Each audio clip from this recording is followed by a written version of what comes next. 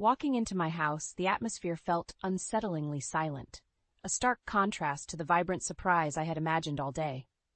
"I'm home," I announced, my voice echoing through the empty space, expecting to see my husband Nate's smiling face or hear our daughter's giggles. Instead, a pair of unfamiliar high heels caught my attention, an intrusion in our cozy nest. Curiosity morphed into confusion as I followed the trail leading to the living room. There, framed by the soft glow of the afternoon sun, stood Nate, his arm casually draped over the shoulders of a woman I had never seen before. Her beauty was undeniable, but it was the intimacy of their posture that stung. "Happy birthday, Eliza," Nate greeted, his grin wide and unsettling. "Who's this?" My voice was steady, despite the whirlwind of emotions inside me. "Our guest for today," Nate replied nonchalantly. "Meet Alex Carter, my lover." The room spun as his words sunk in. "Lover?" I echoed, disbelief clouding my judgment. "Yes, and since it's your birthday, I thought it's the perfect time to give you your present."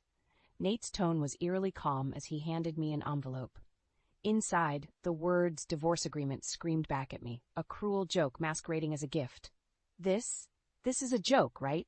The words barely escaped my lips, each syllable a struggle. "No joke, Eliza. I want a divorce. I'm in love with Alex," Nate declared, as if discussing the weather, not dismantling our life together. The coldness in his eyes, the ease with which he shattered our vows, was more painful than the betrayal itself. "You want to throw away our life for a fling?" "Alex is not a fling. This is real. And you're just not enough anymore." His words were a knife, each syllable twisting deeper. The woman, Alex, remained silent, a spectator to the wreckage of my marriage. "Enough, Nate. If you want this divorce, you'll regret it. But you'll get what you wish for," I said, my voice laced with a calmness I didn't feel. Nate's smirk faded, replaced by a flicker of uncertainty. "You think you can make me regret this? Watch me." My reply was a whisper, a promise of the storm to come. As I turned to leave, the gravity of the situation weighed heavily on me. My marriage, the love I thought we shared, was over. But in its ashes, a resolve was born. Nate would regret this betrayal, not today, but soon, and I would make sure of it. The silence of my bedroom offered no comfort as I lay awake, the scene from earlier replaying in my mind. The audacity of Nate's betrayal, his cruel unveiling of his affair on my birthday, was a wound that festered with each passing second. But it was his next actions that solidified my resolve for revenge. The morning after the revelation, Nate had the nerve to sit at the breakfast table as if nothing had happened. He poured himself coffee, the normalcy of the act a slap in my face. Alex was nowhere to be seen, but her presence lingered like a bad smell. "Nate," I started, my voice steady despite the turmoil inside. "You really think you can just replace me with her? And on my birthday?" He shrugged, a gesture so filled with indifference it fueled my anger. Timing was coincidental. But yes, I think Alex and I will be very happy. "Happy?" I scoffed. "You destroy our family for a fling, and you think you'll be happy?" "Alex is not a fling," Nate snapped, his facade slipping for the first time. "She understands me, unlike you." "Understands you? Or flatters your ego?" I retorted, unable to keep the bitterness from my voice. Nate's eyes narrowed. "What would you know about understanding? You're just convenient." The word struck me, a verbal blow that was meant to hurt. "Convenient?" I repeated, the absurdity of the situation suddenly clear. "Well, let's see how convenient life is without me handling everything for you." Nate's confidence wavered, a hint of realization dawning. "What are you saying?" "I'm saying, enjoy your happiness with Alex. But remember, actions have consequences. You'll see." I left the table, leaving Nate to ponder my words. The next steps were clear in my mind. Nate had chosen his path, blinded by infatuation and arrogance.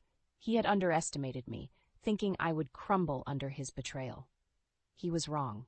As I started planning, the idea of revenge wasn't just a fleeting thought. It was a promise. Nate would realize the gravity of his mistake, not just in losing me, but in underestimating my resolve. The betrayal had shattered something within me. But from those pieces, a new, determined Eliza was emerging, one that Nate would soon learn to fear. A month had swiftly passed since Nate's unfathomable betrayal, and the wounds he inflicted remained raw.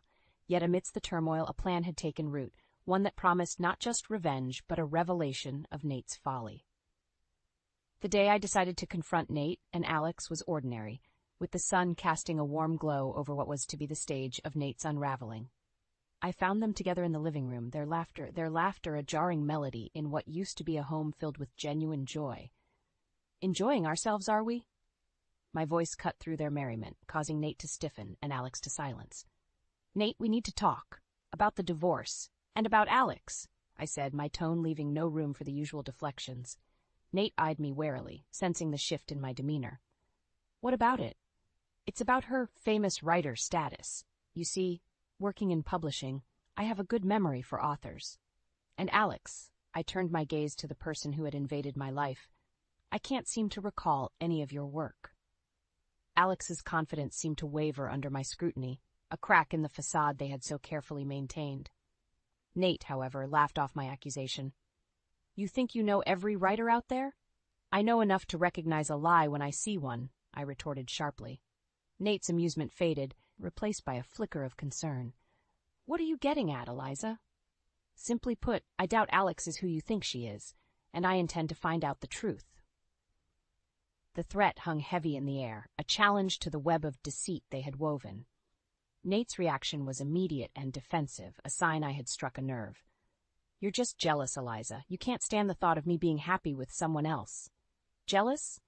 The accusation was laughable, and I let my disbelief show. No, Nate, I'm curious, and I'm going to do a little digging. Let's see what truths come to light. I left them with those parting words, a promise of the storm to come. The confrontation was not just about exposing lies. It was about reclaiming my power, about showing Nate that his betrayal would not leave me broken, but stronger, more determined. As I began my investigation into Alex's supposed literary fame, the pieces started falling into place. Each discovery, each lie uncovered, was a step closer to my revenge. Nate had chosen his path, blinded by lust and deception. He had failed to see the strength in me, mistaking my love for weakness. But as the truth about Alex began to unravel, so too would Nate's illusions. The confrontation was just the beginning. The real drama was yet to unfold, and I would ensure Nate watched as his world crumbled around him, piece by piece. My investigation into Alex Carter's background revealed a web of lies so intricate it was almost impressive. Armed with undeniable proof, I confronted Nate and Alex, determined to expose the deceit that had upended my life. I found them in what used to be our shared home office, now a testament to Nate's betrayal. Without preamble, I laid out the evidence I had gathered. Alex Carter, or should I say Alex Connors, not a writer, but quite the actor. Nate's face paled, a stark contrast to Alex's growing unease. What are you talking about, Eliza? Did you really think you could fool me? Your famous writer is nothing more than a fabricator of lies. There's no record of any Alex Carter publishing anything. But Alex Connors, on the other hand, has quite a history of deception. What Alex attempted to interject, but I wasn't finished. Save it. I'm not interested in anything you have to say. Turning to Nate, I continued, You brought this person into our lives, into our daughter's life, based on what, a fantasy? Nate stumbled over his words, the reality of the situation finally dawning on him. I didn't know. Of course you didn't. You were too blinded by whatever it is you thought you found in Alex. But the truth, it's far from the illusion you've been living. The confrontation was not just about exposing Alex. It was a reckoning for Nate. The man who had promised to love and cherish me, forsaking all others, had instead chosen a path of betrayal and lies. I want you out, I said, my voice devoid of the love and warmth it once held for Nate. Out of this house and out of our lives. You've made your choice, and now you'll live with the consequences. Nate tried to argue, to plead for understanding, but there was nothing left to discuss. You made your bed, Nate. Now you get to lie in it. Alone. As Nate and Alex gathered their things, the finality of the moment settled over me. This was not the life I had envisioned, but it was the one I was left with. Yet, in the midst of the chaos and heartbreak, a sense of empowerment began to take root. Nate's descent was of his own making, a direct result of his actions and choices. Watching them leave, I knew this was only the beginning. Nate's betrayal had unleashed a storm within me, one that would not be satisfied until justice was served. My revenge had only just begun, and Nate would soon realize the true cost of his actions. In the aftermath of Nate's revelation, I had expected him to retreat, to lick his wounds in private. Instead, He showed up at my doorstep, looking more haggard than I had ever seen him. The desperation in his eyes was palpable as he stood there, waiting for me to speak first. "What do you want, Nate?" My voice was cold, unwelcoming. I need to talk to you. About Alex and everything." He stumbled over his words, a man defeated. I considered turning him away, letting him drown in the mess he had made. But curiosity, and admittedly a desire to witness his suffering up close, compelled me to let him in. We sat across from each other, the air thick with tension. Nate was the first to break the silence, his voice barely above a whisper. "Alex, he wasn't who I thought he was. I was fooled, Eliza." "Fooled? Or too blinded by your own betrayal to see the truth?" I couldn't help the bitterness that seeped into my words. It was all a lie, his identity, his story. I don't even know who he is anymore. "And you think this confession changes anything between us?" Nate looked down, shame etched into every line of his face. "I know I've made unforgivable mistakes, but Eliza, you have to believe me. I was deceived." The conversation was a farce, a pathetic attempt by Nate to garner sympathy where none was due. But as much as I despised him for what he had done, I couldn't ignore the implications of his deceit. "So, what do you plan to do now? Crawl back to the life you so carelessly threw away?" Nate's eyes met mine, a flicker of hope in their depths. I was hoping we could start over, maybe not as a couple, but as friends?" The suggestion was laughable. Friends after everything he had done? "Nate, you destroyed our family. You chose Alex over your own wife and daughter, and now you come here seeking friendship?" I know it's a lot to ask, but I don't know where else to turn." The pathetic sight of him, a man broken by his own choices, stirred something in me. Not pity, but a resolve to see this revenge through to the end. "Nate, you need to leave. There's nothing for you here. Not anymore." He nodded, a man resigned to his fate, and stood to leave. But before he could reach the door, I stopped him with a final thought. "Let this be a lesson, Nate. You can't play with people's lives and expect to walk away unscathed. Karma always finds a way." With that, Nate walked out of my life, leaving behind a trail of destruction and a path to a new beginning for me. His exposure was complete, his illusions shattered, and as for me, the next chapter of my life was just beginning, one where I would rebuild stronger, wiser, and without the shadow of Nate's betrayal hanging over me. As the door closed behind him, I felt a sense of closure. The drama and revenge had played out, leaving behind a lesson in its wake. For Nate, a future filled with regret. And for me, a world of possibilities, free from the chains of a love that had turned toxic. The story of Nate and Alex was a cautionary tale, one that would serve as a reminder of the price of deceit. And as I looked ahead, I knew that the best revenge was not just in the suffering of those who had wronged me, but in the life I would build from the ashes of their betrayal. The days following Nate's departure were filled with a quiet that spoke volumes. It was the calm after the storm, a peace I had longed for, yet felt oddly unsettling. The final act of my revenge was nearing, the stage set for a confrontation that would seal Nate's fate and liberate me from the past. I was sorting through the last of Nate's belongings, a symbolic gesture of closure, when the doorbell rang.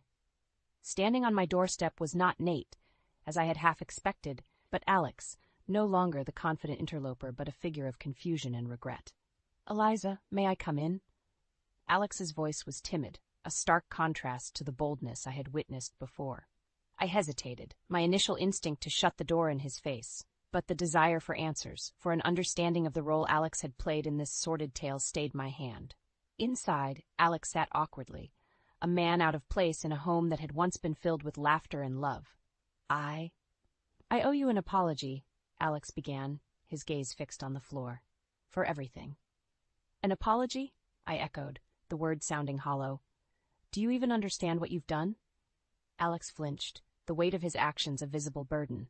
I realized now I was a tool in Nate's game. I believed his lies, just as you did. The confession was unexpected, a glimpse into the complexity of the situation I hadn't considered. "You were fooled by him too?" "Yes, I thought we had something real, but I was just convenient, for lack of a better word." The irony of the situation was not lost on me. Alex, much like myself, had been deceived by Nate's facade. But while my pain stemmed from a betrayal of vows, Alex's was born of a misplaced trust. "And now?" I asked, curiosity overcoming my resentment. Now I'm left with nothing. No Nate, no future, just the fallout of a relationship built on lies. The conversation was a revelation, the lines between victim and villain blurred. Alex's role in my story was not as clear-cut as I had believed, his presence not the cause of my suffering, but a symptom of Nate's deceit. You know, Alex, I spent so long blaming you, hating you for what happened, but now, I see that we were both pawns in Nate's game. Alex looked up, his eyes meeting mine for the first time since he had entered. I never meant to hurt you, Eliza. I hope you can believe that. I do, I replied, the truth of the statement surprising even myself. And I hope you can move on from this, learn from it as I have. As Alex stood to leave, there was a mutual understanding between us, an acknowledgement of the pain we had shared and the strength found in its wake. Thank you, Eliza, for listening, and for the forgiveness I don't deserve. With that, Alex walked out of my life, leaving behind a story of love, betrayal, and the search for redemption. And as I watched him go, I realized that the best revenge was not in the suffering inflicted on those who wrong us, but in the grace we find within ourselves to move beyond the pain. The fallout of Nate's betrayal had brought me to the lowest point in my life, but it had also shown me the resilience of the human spirit, the capacity for forgiveness, and the endless possibilities that lay on the other side of forgiveness. My story with Nate had ended, but my journey was just beginning. A journey of healing, discovery, and newfound freedom. And as the door closed behind Alex, I felt a chapter of my life closing with it, making way for a new beginning, one where the scars of the past would no longer define my future.